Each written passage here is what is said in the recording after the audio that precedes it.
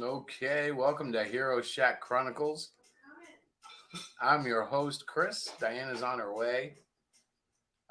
We're just hanging out and getting ready for the big shoot. And yeah, she took a nap, so I caught her off guard. Um, so yeah, let's do some talking while she's not here. I thought I'd bring up the fact that we have released Mr. Fudge is delivering art books and comic. Yeah, color, black and white, and yeah, comic. So this went out this week and last week, and it started showing up in people's boxes. And I want to thank you guys for the responses and the input and the comments. It's great. I appreciate it. Let's see. Diana just got downstairs, so she'll be here any minute. I don't know. I'm really psyched. I was looking at the books we've done, and just to show you guys some of it, we actually have like multiple years at this point. We've gone into the realm of multiple books. We've done the Hero Shack stuff. We did Last of the Reapers. That was fun. That's not the comic though. That's the art book. This one's the comic. And of course, Hero Shack 2019, the first things I ever did. And when I go back and I look at this, I really am happy with the progress that that's been made over the last 3 years. Not that I don't like this book, but it's like it's just it's amazing going back and looking at it to see the difference. Now, the thing that's really cool is right now, as you can see in the background, we're focusing on Cyclopian. He's been there since the very beginning. In fact, let me see, just as a little joke here, I'll show you something. This is the very first Hero Shack issue, and there he is. At that time, he could fly. His character has changed dramatically over the last few years because I changed. I learned. Let me show you though. Let's get to. So yeah, I just wanted to show you guys. There's Cyclopian. He's in a UFO meeting. He flies. Very dramatic posing. Not great anatomy, but it is what it is. And so this was the very first book he appeared in.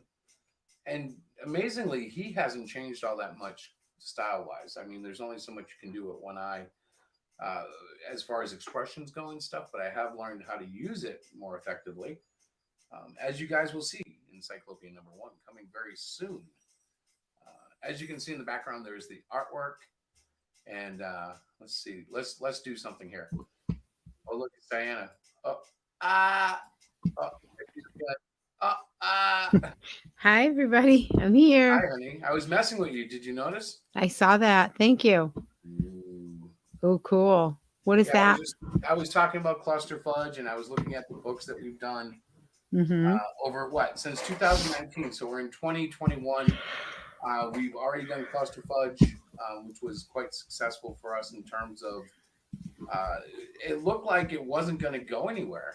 Mm-hmm. And really, thanks to the trash compactor show, the hair cutting, and all that, we made it through the funding. And I'm very pleased with the responses we've gotten. Sup, Lorenzo? Hey guys, while I'm on it, remember Sleeve Stackians tomorrow night at 8 o'clock. Uh, it's he bounces links on Twitter, and I don't know if he does on Facebook, but yeah, he'll be up too. Um, but back to the stuff. So you can see. Do you see the new scrolling artwork? It's going really quick. I Yeah, promise I you. do. It is going really. It But is going really quick. it is what it is. That's probably good because I don't want to give away everything in one fell swoop, That's right? true. And right now, if you look, there's Mm-hmm. Kidclopian and his three bestest friends. That's a feature that's going to be in the back end of what's a haircut? Yeah, sleeve stackies don't get haircuts, right? Yes, 8 Eastern, brother. And I know you say what, 9 Central, 10 West. I don't know. I know he does all that time stuff trying to be accommodating. I'm sloppy. I barely make it on time. Between Diana and I, we're clumsy about it. But we usually make it. One of us is usually here on time.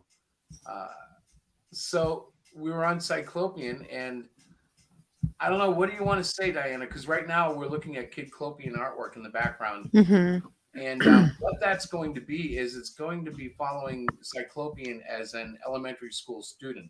Right. And his three bestest friends are Zoe the zombie, Billy the blue blob. It's not Billy the blue blob, it's Billy blue blob. And then Jimmy, Domio, Dosho. And there are three very unique kids that hang out with him, almost as unique as he is. Mm-hmm. In that, he's got one eye. Blue blob is literally a living blue blob that, as he matures, he'll gain a humanoid body, but as a child, he's kind of blobby. Right. And then you got Zoe the zombie, and she's a little living dead kid. And Jimmy, he's got an angel and a devil on his shoulder at all times. Mm-hmm. The scientists believe they're psychic manifestations, but that may or may not be true. Ooh. So the cool thing is, we're going to be able to do kind of like that lost flashback storytelling thing through the kitty part of it. Experiences that Cyclopian will go through in the main stories will be augmented by things that happen in the child stories.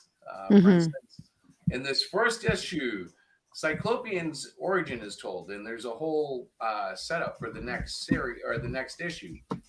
However, the child story is about him and his three bestest friends dealing with a beehive that they find on the schoolyard. And this will play into a really near future story for Cyclopian when he has to face off against a certain supervillain who turns out to not be what she looks like. Mm-hmm. That's all I can say for now. I'm glad that you're only saying that. Yes, but I am very excited because this is all coming to a head now. Is there music or something on in the background? Not in my house. There's a fan in my wife's room. Can you hear like a clicking, Lorenzo? I can't hear him. Oh, he's not in here. Hang on. Let me go shut off your fan, honey. You think it's the fan? There's nothing else going on, guys. That's why I'm going to go kill it. I can't hear the fan, and I'm in the same household as you. Well, I will try to accommodate any such music. Although, you know Clicking. what? Oh, yes, Lorenzo. That's what you're hearing is the fan. Dun, dun, dun, dun. My fan is unbalanced in our bedroom, and so it does this little clicky thing. Yeah, I find it soothing at night, but I was going to say we can't sleep without it at night. It's like you got to hear that click, click, click, click. Mm-hmm. Even in the winter, I turn on a fan just to hear the white noise. I turn it away from us, but there's a fan running. I like how you have the background scrolling. Thank you. That's very interesting. Yeah, it's a unique twist that took me exactly like 3 minutes to Google. I should have done it sooner. Hey, so listen, I have Yes, it I have does. I have a question. Yes, so the Kidclopian book, is that a standalone book or what's going on with that? It depends on whether or not it takes off. Okay, so let's be honest. We have no idea whether or not Kidclopian will be a keeper or not. Mm-hmm. He will appear definitely as a sub or a backup story in Cyclopian issues. Mm-hmm. Eventually, those could be put into a digest of collected works. However, and I'm going to use this opportunity to at least announce this. We have come to a verbal agreement with another artist who we are going to use in the next edition of Cyclopian for the Kidclopian feature. Now, I'm not, saying that I can't continue drawing Kidclopian, but I would like to find a way to include other artists, give them a decent page rate, and throw them in the back of the book to ultimately be put in a digest. Now, let's just suppose that one of these artists who we find to help us with this has something, and we all know it right away. We sense it. It's going to work. Mm-hmm. Then we talk to them about doing a complete issue where Kidclopian can be featured in his own title, or who knows, I might just do it myself in the long run. We know how I am. But if we can find somebody that understands the Wait, character what? and can put it together, Yeah. then we'll look to hire them full time in the series. But until that's putting the cart before the horse. Right now, I'm just very happy to have Cyclopian one. Number one is completed. Mm-hmm. Kidclopian feature has 5 pages left to be colored. I just completed the art this afternoon when I got home from work. Very excited. Mm-hmm. Um, because coloring, especially in the kid What part, was that? I was Oh like, my God. I was excited though, because really, to be honest, drawing more cartoony is a unique experience. Like in Mm-hmm. Cyclopean, I'm trying to draw more like John Byrne. In Kidclopian, I'm trying to draw more like Warner Brothers. Now, don't Mm. get me wrong, I'm nowhere near Looney Tunes or Warner Brothers yet, but you can look at this as a stepping stone, kind of like the first episodes of The Simpsons or South Park, where things evolve. I Mm-hmm. sort of think Kidclopian is going to mature to where he can support his own book. Right now, though, I'm just excited to get it started. Like it's been a blast to draw these kid characters. Mm-hmm. The dialogue, you've been through the first run of the script. What did you Right. think? I am really enjoying. I'm actually enjoying the whole Cyclopean storyline. So, but I'm certainly biased. Well, I we're blessed in the sense that Cyclopean, excuse me. bless you, hasn't just been around since I was a kid making comics. Um, he's been focused on for the last 3 years, Hmm. and he's really developed. For instance, just to give an example, like I was saying in the beginning of the show, he initially started off as a Superman clone with one eye. He could fly. He had vision power to shoot beams. He could suck energy in through his eyes. Hmm. He was telepathic. He was super strong. He was invincible. And I quickly got bored with writing a character like that. Um, Hmm. our Cyclopean, according to the official data page, is limited in strength. Right. But they suspect he could be as strong as lifting 20 tons. Now, if you are familiar with other comics, 20 tons is a joke in the superhero world. But in Hmm. our universe, um, a speedster is someone who can run 85 miles an hour. Someone who's really strong can lift about a ton. So I've deliberately depowered the superpowers Hmm. so that we can have interesting conflicts and interesting adventures. There have to be real stakes, or else I don't want to play with it. Right. Um, Yes, Lorenzo. yes, so Kidclopian is a play on the name Cyclopean, and it's really the stories of Cyclopean when he was in school, elementary school. His three best friends are Zoe the zombie, uh, Billy Blue Blob, and Jimmy Domo Yosho.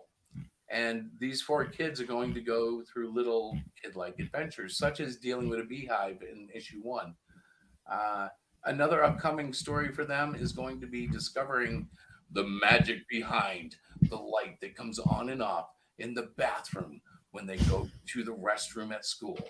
And basically, it's going to be the kids dealing with an auto sensor and figuring it out. One of the things about Kidclopian is his adventures will be simple, sweet, and quick and in and out, but there will be little character building traits to it because all of these characters will end up appearing in Cyclopean's adult life because after all, they're three bestest friends. But I can tell you that one of them is not going to be his bestest friend as an adult, and another one is actually going to become a dentist. But the third one I'm going to leave as a mystery, even though I haven't told you any names. Did you just say dentist? I'm afraid so. I have a dentist in the group. Okay. So the current series, Lorenzo specifically, we're launching Cyclopean now. In light of Cluster Fudge having not sold over, say, 50 backers, okay, I'm not going to do a sequel unless they really like it. So far, the response has been great. But if I do a sequel, I can tell you that'll probably be 6 months to a year down the road. Cyclopean, on the other hand, is going to be released at least bi-monthly. Um, and that's not difficult for me to do.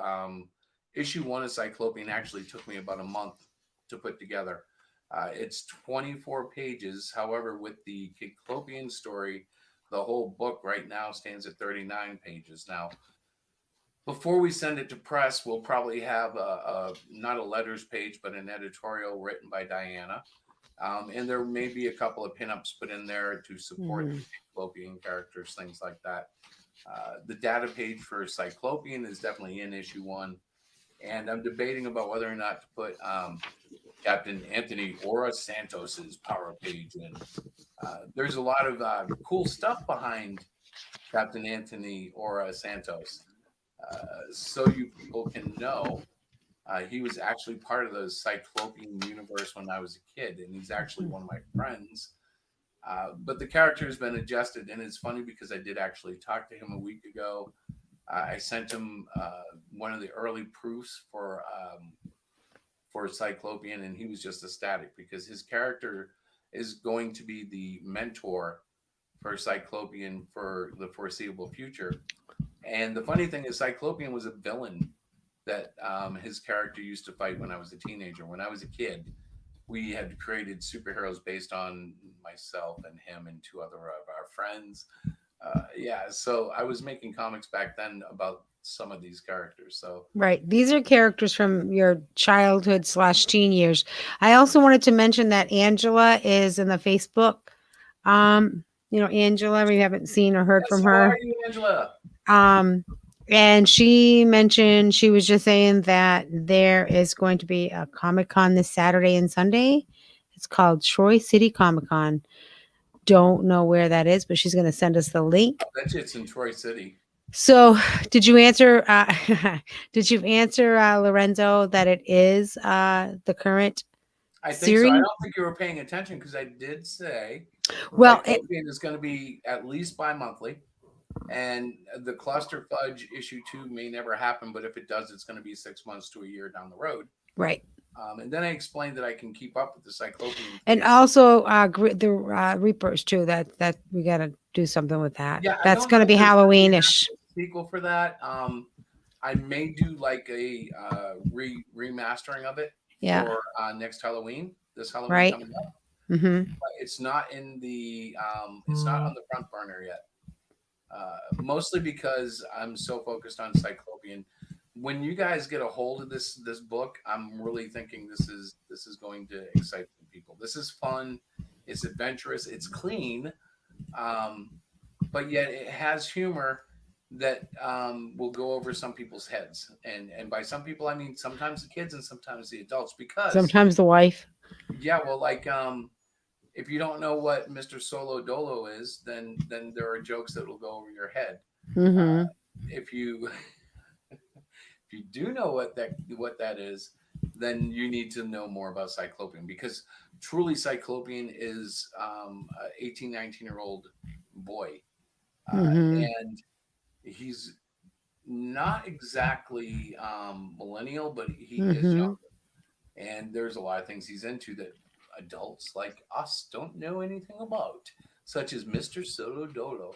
Google it, folks. You'll love it. It's a three-part thing too. That's all I'm going to say. Um, It's a 3-part thing. yeah, You're so Mr. Solo funny. Dolo has three parts. Ah.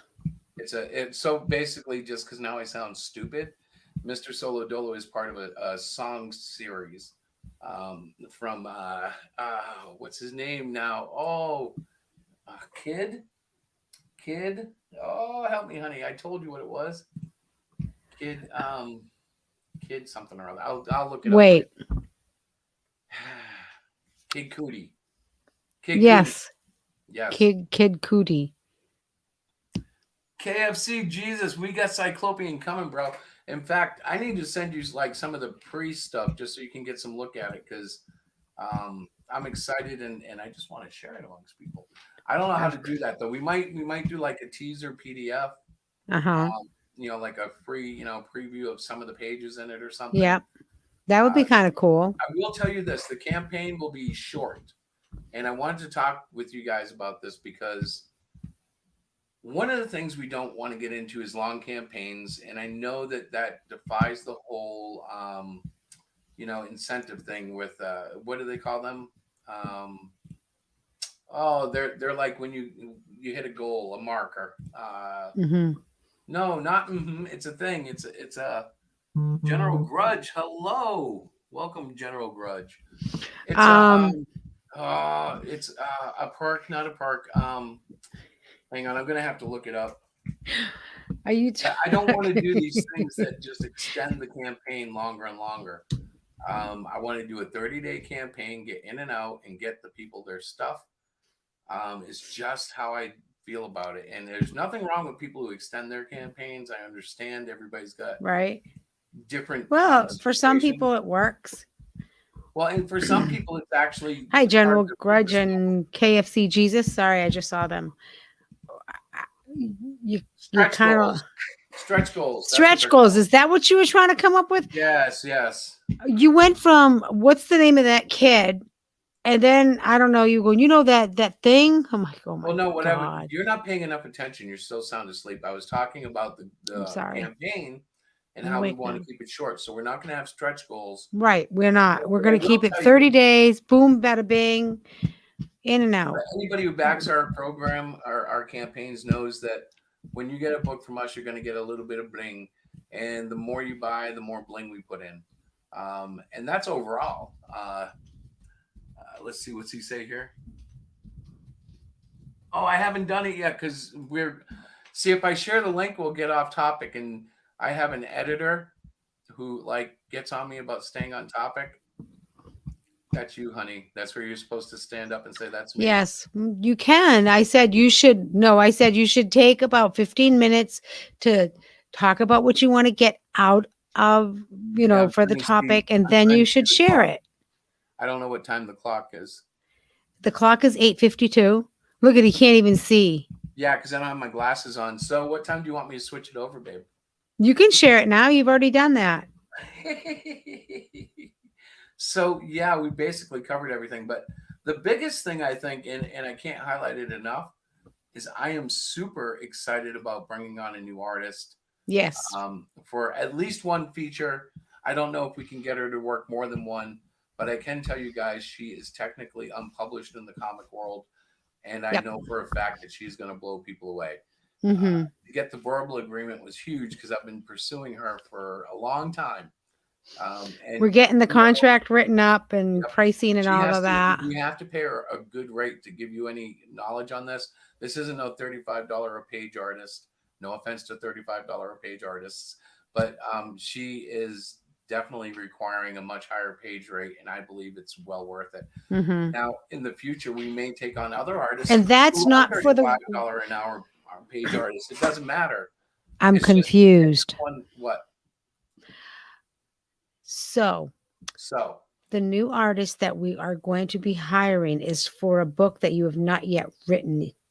The Kidclopian book you are doing, the little no, you're ash. very confused. See, this See, is I why I told get you. mad when you take naps. We're I'm sorry. hiring this new artist to do the secondary story in Cyclopian 2, the Kidclopian backup story. Uh, what? And Okay. we could then use her in future editions, but there are other artists I may hire to do a fill-in. Like the secondary story is our opportunity to look at any artist and say, hey, if you're interested, let's see what you got. And if we're interested, we're willing to pay you a page rate. I like the secondary thing in part because it lowers the page numbers and we're not rich. We can't exactly hire people at, $100, $150 a page to do a $200 novel, at least not all at once. Mm-hmm. But if we pay that person, 10 pages at a time over the course of 10 months, then you have a 100-page book at the end of the year. Okay. See what I'm saying? So is this new artist going to be featured in this Cyclopian book that we're going to be doing through the Kickstarter? No, this will be issue 2 and on. Thank Because you. That's what I was trying to clarify. right, yeah, no, I drew. So Kidclopian #1, or I guess you could say the first backup story is Uh-huh. finished. The artwork is finished. There Right. are 5 pages. I got Yeah, confused. there's 5 pages left to be colored, and that's going to be it. It's going out. But then the issue 2, I can either draw another 40 pages, or I can do Right. the feature story and then have a backup artist assist with the secondary story, which is actually beneficial because I would like to see how other people draw Cyclopian as a child. I think it would be very cool. I think he's got a lot of potential, and I think a more cartoony artist. Well, Well, that's what I was going to ask. Is so you want to see different styles? Is the deal? So it's Yeah, not like it's not like you're like planning on retiring from drawing comic books or anything. never, no. Now, Yeah, I but know a lot of guys this that could be do that, interesting and though. I respect guys who do that. Like Gary did it with Pyramid Nights. He's got a couple of other artists that he's hired to work with him. But I will always have something I'm doing, just because now, as an Asperger's guy, it has literally become part of my regimen. When I wake up at 4:30 in the morning, I take a coffee and I pull out the iPad and I start drawing. Um, when I come home from work, I sit with my puppy and I start drawing. It's like, I'm factored in there somewhere, guys. He does yeah, spend like at time Well, dinner, with that's good me. to hear. at dinner, she pushes the iPad away and says, "You must eat. You must." You must look at me. I am your wife, remember? Do you Yes, remember who I am? I do. I told Chris I was going to draw a face on the top of his head because that's all I ever see. Because his head is down like this. He's Well, drawing. and honestly, talking to people right now, if you want to do comics and you started off with next to nothing, and that's what I did. I started off with a bunch of talent that had gone undeveloped for 30 years and neglected for 30 years. But if you want to make comics, you got to kind of dive in like the Jack Kirby way. And that means 8 to 12 to 16 to 18 hours. And you do. That means many nights falling asleep on your drawing table because you refuse to quit until you've done the job, you know? And my heroes are Jack Kirby, John Byrne, Todd McFarlane, guys who knew how to put the grindstone down and really produce. I've learned that I can produce at an amazing rate, but the work suffers. Cyclopian has shown me that if I take a 30-day cycle with my wife, we can get 5, 6 renditions done before the end of the month. And at the end of the month, I have a very good book. I'm not Mhm. bragging, but this book, and you guys hear this every book, but this book is so much better than all the books before. Well, yeah, your style just keeps developing. Yeah, it does. And it's this particular series, the Cyclopean series, is something that's very close to his heart. It really does come from his childhood days. So I think there's a lot of passion behind the drawing and the creating of the actual character because you had something in your mind, when you were a kid, but it's just like I've been watching it come to fruition even more and more and more. So I just wanted to tell you when I appeared distracted, I was being distracted by our friend Angela, who was sending me a link to a Comic-Con in our area for Memorial Day weekend. So I was checking that out. So I do apologize. Well, we might have to go as patrons. We can't go as table. I don't know. We'll see. Right. Well, that's what I'm saying. We might go as patrons, but We or might take a patrons, drive. Right. but we do have 3 shows coming up, and that Oh. that actually Yes. that leads us to something that I do want to talk about. And since Lorenzo is the only fool who was willing to click in here, Well, I just wanted to say, you can't see Jesus wrote something in the chat. Since Oh, I got yeah. in there. Let's Sorry see. to interrupt. yay! Oh, little Cyclopean. Yeah. Well, you're still Yeah, kind of thank on the you. topic. Thank So, you, but Lorenzo. I I missed do that. want to ask you guys what you think about this. We were talking about different tiers, and one thing, and I don't know if this is even something we should approach, but one thing we always see are kids who are broke at the end of the day. Parents have bought all their Star Wars bling in their All favorite right. comic books, and they get to an independent table and they just can't afford it anymore. I had many people buy many copies over the last year, which surprised me. Sometimes you'll put up a book and Mhm. people will back it 5 times just to help you get funded, and that's wonderful.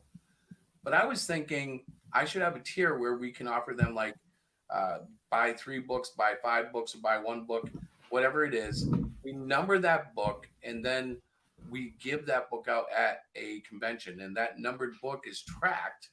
And then when we hand it out to a child, meaning someone from the ages 7 to 17, we get a photograph if possible and a first name, maybe an initial, to say you're backing gave this child a reading book, a comic book. You helped do that, to get that out. I don't know if that's a cringy type thing to do or if that's a good thing. Mm-hmm. So, like, opinions are wonderful. Yeah, that could. I don't know. I think. Oh gosh. It's a tough one. I agree, Lorenzo. Because It's somebody, a certain creator who does that, who shall remain nameless. That, and I don't have an issue with the guy, but you might now. I don't know anybody who does do it, but you don't know a certain Preston Poulter. Does he do that? Yeah. He's got like not. I mean, it's usually not kids, but it's usually like he's at a convention and some people. I mean, Oh yeah, well, people really like it, because it is like kind of the bandwagon. It's the bandwagon approach, and that is a good form of marketing. But other people are like, it's kind of cringy, But he still sells those books to the people he's photographing. Oh, I don't know anything about numbering though. Yes, it's usually adults, So what I'm talking about is, let's say Lorenzo decides he's really into Cyclopian. He wants to drop and buy 3 books, right? He wants one for himself, but he wants to do it 3 times. Let's say that's you. Instead of just getting 3 copies and not knowing what to do with 3 copies, maybe you order one. You can donate. And then you buy 2 more, and you get in exchange like a certificate that says you've backed number 001. And then when 001 is handed out, we send an email to you saying, hey, by the way, here's a picture of this family that came over and the kid wanted the book. So we gave him your book, and his name is Joe. And they just wanted to say thank you for the free book. And this is that might kind of creep some people out in this day and age, photos of kids and stuff. Right. So like you could do it without the photo if they didn't want to. Like just go with, hey, even if you just wrote, we gave it to a kid today. Why don't they do that with like some of the true, I mean, I don't know about like keeping track, but I know that there are some tiers like where you donate to the troops. I've seen that in some right. Kickstarter campaign. To that, maybe I just need to back down on the I think the tracking. Adopt a book, like you adopt it and then send it out. But I know where I can see what Lorenzo is saying too, especially nowadays. Like here we are, they don't, you know what I mean? Like we're looking at it from, a very, I guess, innocent sort of perspective. Going, this would be really cool. We want the backer to know that yes, we actually gave a book to a kid, and some people feel really good about that. Like, hey, it's kind of like around Christmas time, you want to buy a kid's toy, so you go pick their first name and they have a toy listed of what they want. It's very similar to that idea. I think that's what Chris is going for. I mean, but how do we when you talk about tracking and photos and stuff, it sounds kind of it sounds kind of sketchy. All right, it's just like wait later, bro.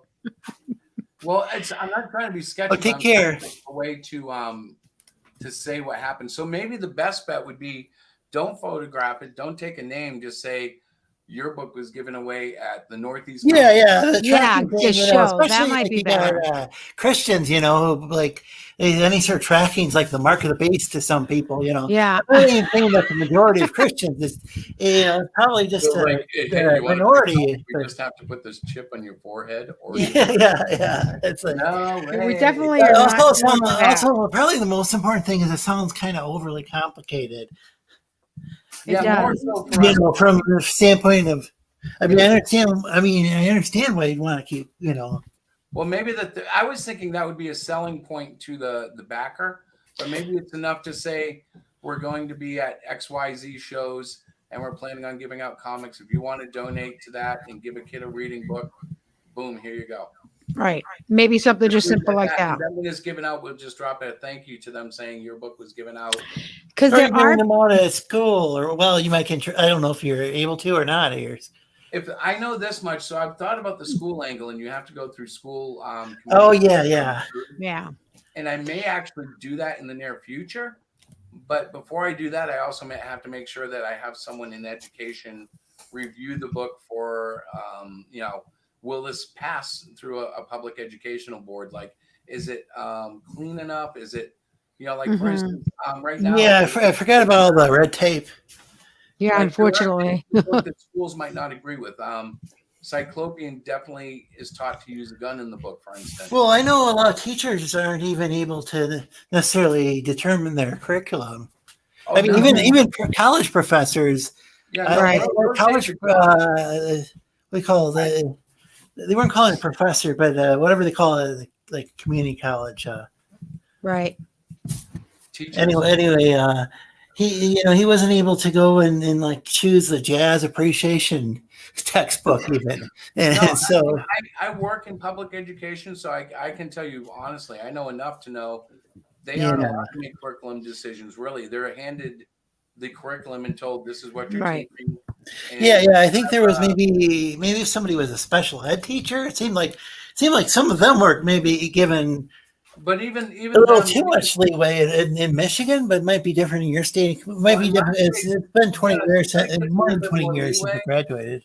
In my state, Sped gets a little bit more leeway, but they're still under like stern and strict supervision because Yeah, everything yeah, has yeah. to be filtered and approved. I guess is the word I'm really searching for, Hmm. and that's got its pros and its cons. I mean, you know, True. out of the Maybe a teacher who has tenure and teaches special ed. Maybe if it's like some sort of special combination like that, maybe they well, the have a thing is, little so more what leeway. I don't happens? know.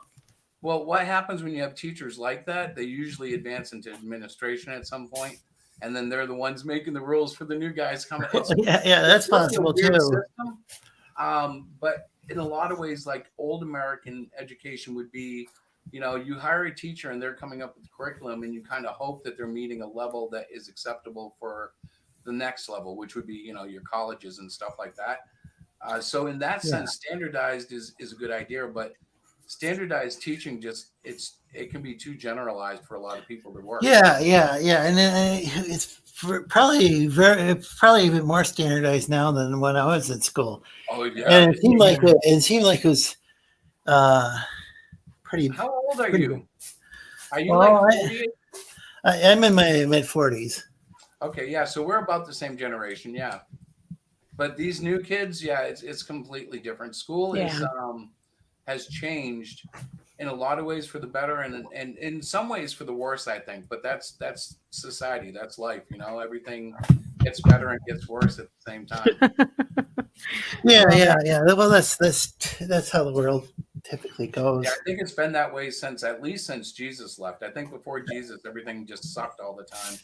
I don't know. I just know things are like I mean I know like there was like standardized tests here in Michigan, and I think things have gotten even worse. Where The problem, go ahead. the problem with equity and equal and stuff is instead of raising everybody up, it usually ends up dulling everything down to a lower level so everybody can achieve it. And Well, that's not real world. I mean, that I understand what they're trying to do, but that's not how the real world works. And I think we're starting to see that when we see countries like you know, China and India are rising up and well, I'm not. What I had heard. I'm sorry to interrupt. it's okay. Well, what I had heard is that the teacher had to go and just like the teacher might have to just teach around some sort of test, some sort of standardized test, and so it might take like suck all the fun out of out of the lessons and stuff, which might and if it's not fun, then maybe the kids might not pay much attention. I mean, even like somebody's giving a sermon, well, there's a pastor giving a sermon, you might want it can help if they're actually telling the joke or whatever. But there's a lot of things that come out of standardization, and that's one of them. Yeah. If you keep everything vanilla and nobody can throw any extra sprinkles on top of that ice cream cone, then it gets boring. Yeah, it'd be like if Rabbi Peter had to like tone everything down, and he's got a very energetic form of preaching, and imagine if he had to like kind of tone down his sermons for some sort of standardized. Yeah, but you know what? I'm going to say something because I think Diana's about to kill us. No, I actually had a question. So Angela, who's in the Facebook chat, well, you guys were discussing that, she said something like, well, libraries have comic books. You kids can go in and check out comic book at a library. Oh yeah, And then yeah. so then I explained we're basically looking to offer a tier at our next Kickstarter for someone who would like to purchase a comic book, maybe somebody who doesn't read comic books but wants to support us and likes the idea of giving a comic to a child. So I was explaining that to Angela, what that was all about. Yes, Chris, you have your The hand library raised. thing is important though, because you know, I somewhere I'd forgotten about that, but I think that might be the suggestion as far as why Marvel in particular has. I think DC's doing this as well lately, but they'll have like kind of these woke comic books that hardly anybody buys. But some people suggested that it's because still they're going to get into libraries, and once you get into the library, you know, I mean, that's all about the publisher. That's Scholastic being able to say, yeah, we have X amount of books coming to your library. You got to pay this, and oh, by the way, these are in it. But now I lost track of what I was saying. What was I going to say? I don't know. What were you saying before we said what we said, honey? I was telling you that I was explaining to Angela you were about explaining the your concept possible. of it, but my concept of it was strictly when I look at the campaign and I see someone bought like 5 books or 10 books or 3 books, I think to myself, are they, you know, if they want to support us and maybe not want all those books, they can, you know, pay for the books and we'll hand them out at a convention. We'll get them into the hands of kids. We'll get them throughout the whole. Well, that's kind of what I said. I just didn't do multiple books. No, so, yeah, but I mean, sometimes. But my thing wasn't about getting someone who just wants to support us but doesn't read comics. My thought is about people who read comics but want to get them out there further. Because one of my things is I want to get kids into all comics. I know that. That's not what I said to her. Do you think there might be too much red tape to try to get your comics into libraries? Yeah, maybe like a local library. I think it's a possibility, but before I can even attempt that, I need to get some sales. And it, you know, yeah. If it's like a local book that's selling, honestly, like a children's book or whatever. Sometimes I think a library will be interested. They might. I mean, we can look at it, but we haven't thought of that avenue quite yet. Yeah. I guess it's way down the line. Well, I know that when we had our books in one of the stores, but unfortunately the comic book store closed, they took our book, we negotiated a deal with them, and we gave them, you know, I think we gave them a couple of copies of each. Yep. I don't know. And they just bought them up front. So in other words, we weren't going to get a kickback from their sales. They just, you know, okay, we'll sell our comic books to you for $5 each or whatever. I think it was $5 each. And they would charge a little bit more so that they would, you know, make more money. That was all just in talking to the owner of the comic book stores, which is COVID has been very challenging for us to go store to store to comic book stores. It's something that I have definitely planned to do this summer. Is we do have a couple of comic book stores around here. The problem is I don't want to go alone. I need to take Chris with me because he is the comic book person. He is the comic book creator. Yeah. I don't know enough conversation. Lorenzo, can you imagine me going, hi, I have these great comic books that my husband did. And then he's going to start asking me questions. And I'm like, Chris, that sounds like a fun place for you to go. Well, that's what I mean. A bunch of comics. What we need to do, we don't need to drag Chris into stores to sell comics. See what I mean? Well, why would you go to a comic book store? What we need to do is find a good salesperson because I'm not a salesperson. If you get the right salesperson, that's where I beg to differ. If I am a salesperson, but I need I'm not a salesman. Right. You don't have to do any talking. I can do the talking, but when they have technical questions or they have questions, you're right there. And besides, it gives that personal touch that we are so good at doing. Stanley went door to door. I don't care about Stanley. I'm talking about me and you. I don't care. I'm not doing that. See what I mean, Lorenzo? Are you saying you're too good to go to the comic book shop?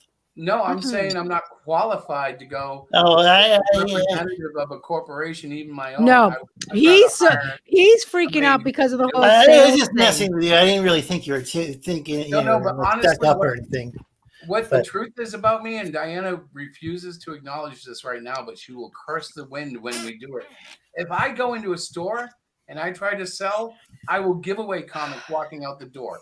Yes, I he will be would. going, don't worry, we don't need $5 a book. I'll sell them to you for $2.50. You guys can I see. Well, yeah, that would be a problem. However, But there will you're be really some, good at getting people enthusiastic about things. listen, I mean, but there will be something put in place so that does not happen. I Oh, already have an idea. You're gonna have a remote control muzzle, and I'll go. No, I think I'll give that to you. Diana's going, he's not I'll giving you poke nothing. him with the like one of those little shocker things. So You listen, can't we were watching a Jack Kirby biography one time. Oh Yeah. yeah. I was talking about how he got into Kirby's art studio, kind of like my office. And Kirby started handing him original art pieces, 1117 original art boards. And the guy was all excited, and he's headed to the door, and he's got like a stack of these things. And his wife stops him and goes, give him back. He's not giving you those. That's what Diana has to be with me, because I'm that. yeah. And so, like, that's why I feel qualified to make sales. But the thing is, like, if you want to know, I mean, part of the reason you did your last book, it got funded, but I mean, it might have done better if you had gone on some shows, like if you'd like say, I don't know, I mean, like some of those guys, if you were already on the Trash Compactor show, so there's probably an overlapping audience. So I don't know if you would have sold a bunch more if you asked, like, say, George, if you could go on the show. No, but listen, the serious thing about Cluster Fudge, that was a mental exercise for me. When I put out the book, I was very excited, thought it was going to do gangbusters. Halfway through a 30-day campaign, we were only at $100, and we were asking only for $5. Yeah, we're in a new platform. You hardly promoted it. Let me finish. I got clobbered about the name and the way I promoted it by certain people that I respected and love, and I got really depressed. So I took my 12 inches of hair and put it on the line, because I wanted the first 11 backers not to be let down. That's how many we had initially. And sure enough, the haircutting got it funded.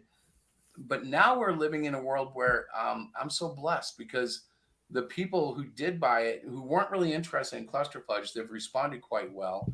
And we're getting a lot of credit for putting out the book in a timely fashion, which is what one of the biggest things Diana's responsible for, is making sure, if we say it's going to be there, she's the one who puts the nail to the grind to make sure it is.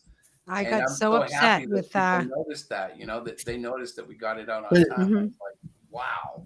But like you didn't go on a bunch of shows to promote it. Not that you had. I agree, Lorenzo. But you also were on a new platform. Mm-hmm. Well, I think you said you weren't really much further, but that's because Cyclopian will be a long-term series, whereas Cluster Fudge, wow, 60 days, honey, that was cold. I didn't know. The thing with Indiegogo is it doesn't really pay to.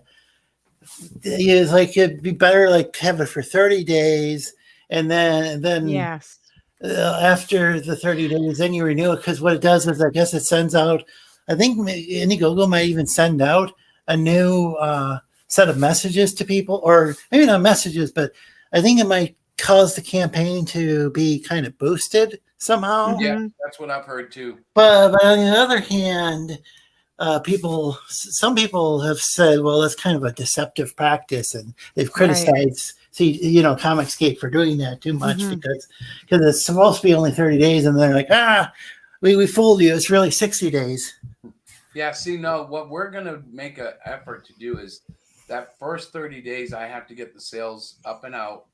And all I'm going to do is shoot for 500 unless we start like doubling it every time, and then we'll shoot for 1,000, whatever. But I'm shooting for a low number so that we get a successful campaign and we get out the door, and then we can continue distributing it through conventions. We can set up an Etsy or Amazon. And one of one of the things that I plan on changing by the end of the summer is that I will have more time to focus on getting the comic books out there, selling them physical copies.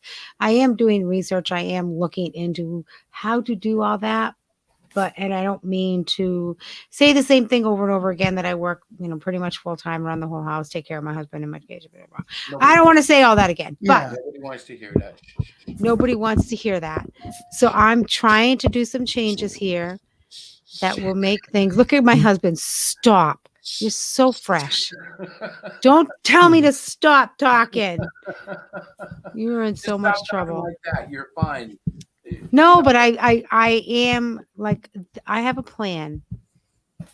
I have a plan. Yeah, we're in trouble now. And I am going to be putting that plan into motion within the next few months or so. No, that's excellent. I know, and I'm dead serious. I really am. I have been that's looking. one of the reasons Tim and Mark.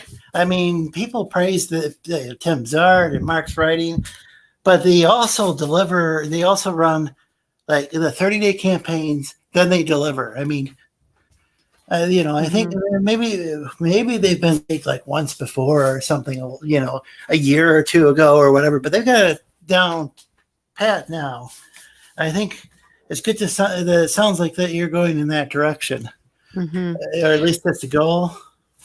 Yeah, well, I mean, run shorter campaigns and then everything we've done is a 30-day campaign until Cluster Fudge. Now, Last of the Reapers was, I think, a month late, and we felt horrible about that. So I was fit to be tied. You should have heard me. So This is not acceptable, Christopher. You told me the book would be done. No, you can't go to sleep. Go back and work on your book. Wow. I was so bad. I was so mad. Yeah, and he's like, "Do you know that there are comic books out there that are over a year old?" And I said, "That's not us. That's not who we are. That is not." We told people. You don't want to be the guy. You don't want to be one of those like some of those pros from the big two who are like take them 2 years for like a 40-page book or whatever. But keep in mind, okay, so like those guys who do that, I'm not going to judge them anymore. I used to judge them all the time, but that's their flow. If they take a year to do 40 pages and their fans are happy, God bless them. But people know that's gonna if they can't factor that in mind that okay, well they say it's going to take a year. It might take them a couple of years, and I'm okay with that because I enjoy their YouTube. Yeah, because these guys are on like streaming maybe 8 hours a day on YouTube, and sometimes you can't be some people can't be entertaining and draw at the same time or whatever. I honestly see, and that's part of the reason why you don't see me a lot on other people's channels. Yeah. I think that takes a lot of energy. Yeah. And I spend, most of the time when I'm drawing. Like on Thursday nights, I haven't been showing up physically in your StreamYard, but just to get into the chat, I sit there and I listen to you while I'm drawing. So it's weird. Like if you see, Tim Lim sometimes does that too. He'll sometimes be drawing. Hey, I have a question, Lorenzo. Have you talked to Terry? He hasn't been around. Is he okay? I think I saw him in last Thursday's chat for the Sleestakians. Okay, so he's okay. I don't see him much on Twitter anymore. I think he said before that he's kind of busy because I was starting to wonder why he didn't show up on the Sleestakians very often. I thought maybe I said or did something in or what, but I mean, well, that's possible. I'm also thinking it's possible that he really is busy, Yeah. I'm sure he is, but he just kind of like updated his Twitter account like in several months. Like I posted anything, and I don't see him in the Twitter group or anything. Right. No, I just was curious because he had been popping in on a regular basis, and I don't know what. Yeah, and it could be that happened to be a good time, for him for a while, or when your show was on, but maybe not like. When my show, I don't know. Yeah, that's all right. No, that's no worries. I just didn't know if maybe I only come to obviously the two shows that Chris does, and every once in a while I've popped into your show, but not often. I'm tired I'm just tired. I'll be honest. I see Shinobi one. I see him even less, and he's somebody who used to be like like a real regular. That I Yes, don't know if he Christopher. was on the stream a lot. But he was on the Oh. Sleestackings a lot. Christopher, So, did you want to say something? I've spoken with Terry just now. He's a little busy, but he's doing well. And that's all I got. And that's all I needed. He's alive and well. Thank Oh, you. all right, cool. Okay, Yeah. that's good. Yeah. I'm glad to hear that. Yeah. Is that true? Did you really hear from him? Yeah, I just texted him on. Oh, Facebook. okay. Oh, okay. I was like, wait a minute, why are we asking about him? I'll just go to him. Well, But that's a good guess point. he's I tied up didn't. at the moment, but yeah, he's doing well. Yeah, I think he's been pretty busy like the last several months, from what it seems like. That's good. I'm glad. I hope it's a good busy. So too. I hope it's Well. comic book busy. I'm dying. I'm dying for comics. I want new comics. I've ordered quite a few over the last week, Mhm. so we'll be getting a new influx of comics. You have you? Yeah. I did not know this. Oh, Last one was Gun Ghoul. There's a guy on I Twitter. have no idea what he's talking fellow about. Christian, Okay. and he posted this book. He said, "Hey guys, can you help me out and give this a like?" So I went to Webtoons and I read up about it. I'm reading the comic on Webtoons, and I'm like, "This is pretty good." And so I go back to Twitter to say that, and somebody said, "Oh yeah, it's available on Amazon too." And so I oh, bought really? a copy. Yeah, I'm surprised because it's the first time I've ever heard you mention this. Gun Ghoul. I think so. Yeah, I just heard about it like 3 days ago and bought it. And like when it comes in, I'll be sure to show you guys. But it looks really Yeah, yeah. Well, yeah. You're also feel free to share that in the Sleestackings, because I'm trying to get people to promote different things in there. Like you probably noticed, I promote a lot of live streams. Like I watch a ton of them. I promote a ton of all these different factions and stuff. Mhm. I don't have it in here, but like I just got Vestry 2 the other day. Yep. I bought a PDF of remember Point Man Comics, I think it was. I bought a PDF off of him. Oh yeah. I didn't touch it. I don't know what you're looking for. It was like a $2.99 PDF, but I Mhm. was like, Oh, some it's a guy PDF. long enough, you're like, I want to buy something from him. He's been around a while. He's trying hard. Mhm. Oh yeah, yeah. And it's a good book. I mean, it's not bad. It's good. I have a hard time remembering like where I met different people because I was in CG and then I kind of was critical of CG, and then I found there were a bunch of CG people, like the smaller creators that I do enjoy, as well as a lot of people who left CG or never were, and so I've just gotten to where I ignore the whole alphabet hashtag. Yeah, yeah. Well, and if it's a good comic, I'm like, okay, fine. Like even EBS, I'm just not as angry with him anymore. And I'm like, dude, God bless you. You're making your comics. You're making a business. I may not do business the way he does, and I may not even approve of it, but it doesn't matter. It's his business, And like, so in that sense, I'm kind of freeing my mind up from that because it was always something in the back of my head, like what the big guys are doing and how they're just ripping people off. And I've seen many of them just go, I don't care. Then I'm kind of like, okay, well, if you don't care, I don't care. It seems like you can have a disagreement these days without someone like putting a dildo on your picture, which I never really, I always thought it was entertaining when they did that. It's like, here's a picture of some sort of random Sleestack picture we found, and we're going to put a dildo on. It's like, oh, yeah, more power to you. It's like, although hasn't that calmed down a bit? I mean, like that's what I'm saying is like you can disagree with people without that happening. Yeah, now it's right. The worst that might happen is Testify might show up and tell you, yeah.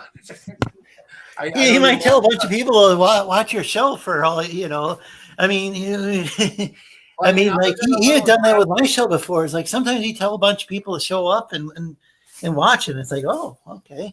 But other than occasional harassment, if you were messing up from someone like Testify or Vicky, maybe it's a pretty calm. Yeah, yeah, and then some of the time he just, people might be, he might just be showing up. A lot of time he's showing up just to have fun, Now he might not always agree with what he considers is fun, but you mean Testify? Well, but he did bring a lot of viewers to my show.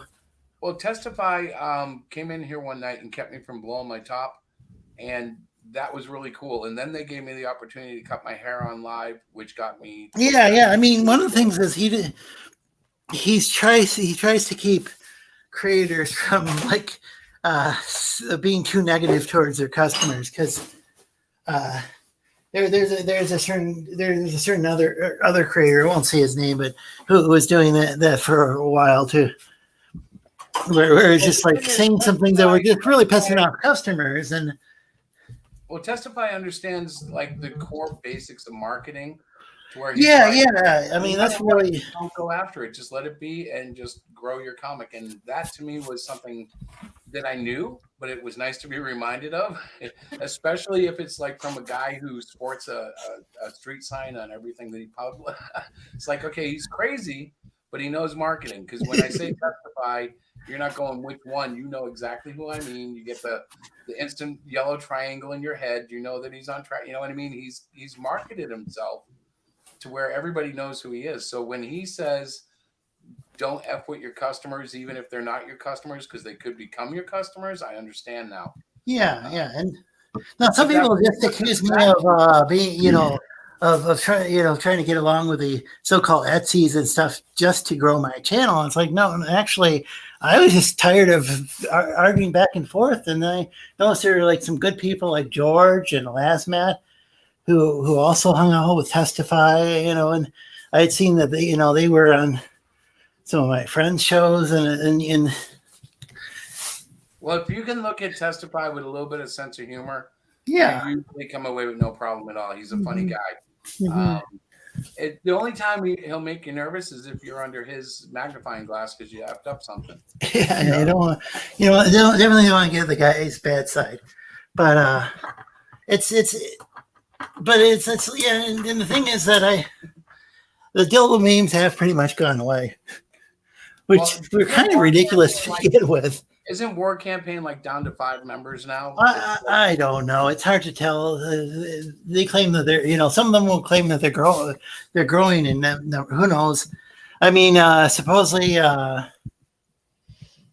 so Bro was claiming that they had to shut down their server. I don't know if that's really true. I gotta be honest. The only time I see War Campaign anymore is when Mr. Yamafudi, when he makes fun of them. That's the only time I see Ro or Pan anymore. It's when they're in one of his videos. And so, like, they've lost a lot of attention. And that was bound to happen. But, like, I think that's done a lot to bring at least a little bit of calmness to the independent scene on Twitter, at least. Yeah, they might. They're pretty sure they still. I don't know where they host their show. I don't know if they host it on YouTube or DLive or somewhere else now. But I think they still host a show, and they still have their have some viewers and stuff. I just don't really pay much attention to them most of the time.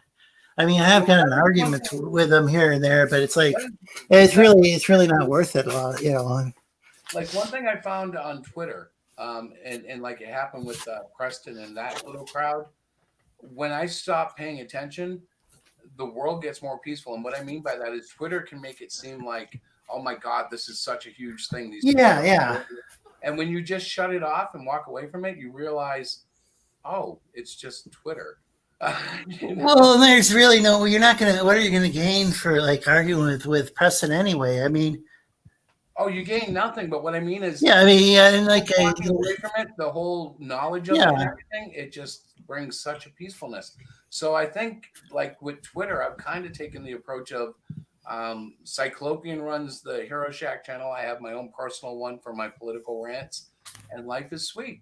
And the thing is that like I saw testifies.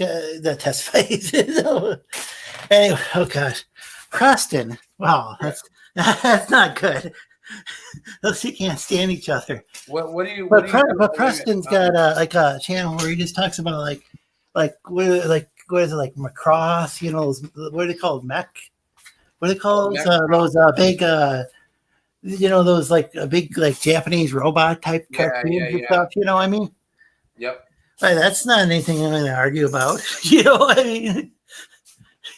There's a lot of drama, but yeah, it's pretty easy to tune out of some of that. I mean, The one of the worst things I've heard lately, somebody was going around like catfishing people. There was this dude, and he was Yeah. passing himself off as a woman, and Wasn't that Cutie Pixie or something? And just I think it was like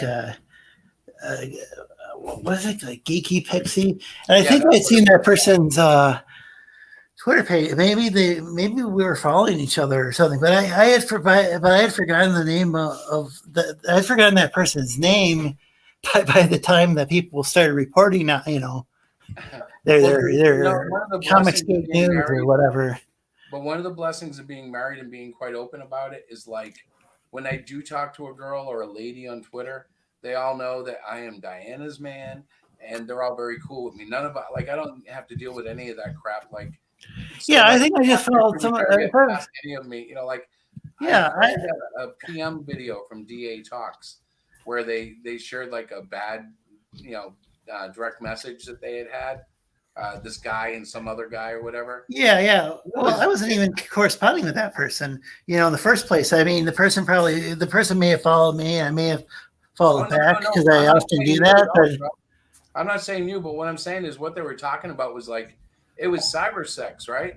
And I'm thinking, and never have to deal with that because like those catfishers would never get that far with me. Like a woman asks how I'm doing, and I'm like, I'm good. My wife is here. We're having a good time. my beautiful wife is always front and forward to protect me from that stuff. Well, the thing is, even if somebody doesn't have a wife, it's generally a bad idea to engage in that stuff. I'm not blaming anybody who, but I'm just saying that. I mean, there's a good chance that the other person could turn out to be, not just somebody of a different sex or gender or whatever, but it could just be somebody who's mentally unstable.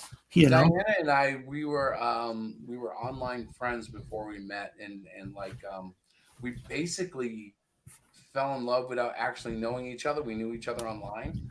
And no matter what you do, no matter how much you think you know the person on the other end, there is a 90% chance that you don't know what you think you know. And it's not because the person is being deceptive, but there's so many ways that we interact online that are different than real life. For instance, did she know that you were saying SpongeBob was the Antichrist or tool the Antichrist? Because by then, the time that came out, we had just moved in together in preparation for our wedding. Oh, you just okay. But she didn't know that online, though. No, she didn't know it online. So those kids revealed that our kids got together, and all of a sudden, we were like, "Wow, you let them watch?" I'm like, "You let them?" Yeah. So that's something. That's kind of a. I don't know. I'm not saying that's like. Maybe the world's most ground shattering or whatever thing, but that is kind of a interesting thing that you just find out in person. Yeah, and that's one of those things like you can't give away enough of yourself online. Yeah. Share that much about yourself. So when you meet offline people from online and vice versa, whatever, it's always going to be a bit of an experience and a bit of a surprise. But when you're catfished, that's just downright evil. It's. I'm just trying to picture that being like your opening, your conversation to Diana is, the SpongeBob's a tool of the Antichrist. It'd be interesting how she would. I just rolled my eyes at him and said, "Oh dear God." Yeah, but could you imagine if that was the first thing you had heard from him online? Well, I know. Though. Online, I was actually out there criticizing so many things on the night. Oh, okay. So you were pretty. I was a nut. She knew it. She knew it. Okay, so didn't know the little things. Right. Those little things count too. So listen, guys, I am going to say goodnight because I have a very early day tomorrow morning. And I had a very, very long day, a 10-hour day today. You can't do that. You have to close the show. You can't just say. Yeah, this is the time the show usually ends when you leave. I know. Well, usually ends at like around 9:30. You got to stop it. You can't just go, "I'm going now, guys." No, we have to close the show. Okay, well, you're a co-host. You can't just leave. So why not? You guys are having a great conversation. I don't want to interrupt. It's the show. Okay. So, ladies and gentlemen, thank you so much for tuning in to Hero Shack Chronicles. But it is that time of the evening where we must part ways. Until next time, thank you so much for tuning in. If you have any Wait. questions or Oh, comments, please. wait. All right. So, I told you So you what? have to, okay, so let me close it, but you can't just leave. Ready? You have to say Okay. something like this, okay? Ladies and gentlemen, this is all for this evening's show. Remember to keep your eyes open for the upcoming Cyclopian release. Thank you for supporting Cluster Fudge. We'll see you next week, Monday at 8, Wednesday at 8:30. And don't forget the Sleep Stackians at 8 o'clock Eastern. Eastern. Something like Tomorrow night. Tomorrow Something like night, 8 that. p.m. Eastern.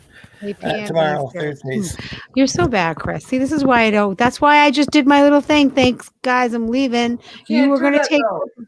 Every but time I you do, tried, and look what you did. you Do you can't. think maybe like a 10-minute warning might be a good, or does that even? Yeah. You probably tried that before, haven't you? No, You Yeah, we I probably never tried did. tried warning that. us 10 or 15 minutes ahead of I time. know, right? It's like, guys, I don't But I know. think we probably just need to write a script so we can close the show consistently. There you go. You could probably close it down. Yeah, I'm going to Yeah. close it right now. But listen, All catch you right. guys later. Yep. Thanks for watching. And if you're watching this on rerun, we really appreciate it. Good night.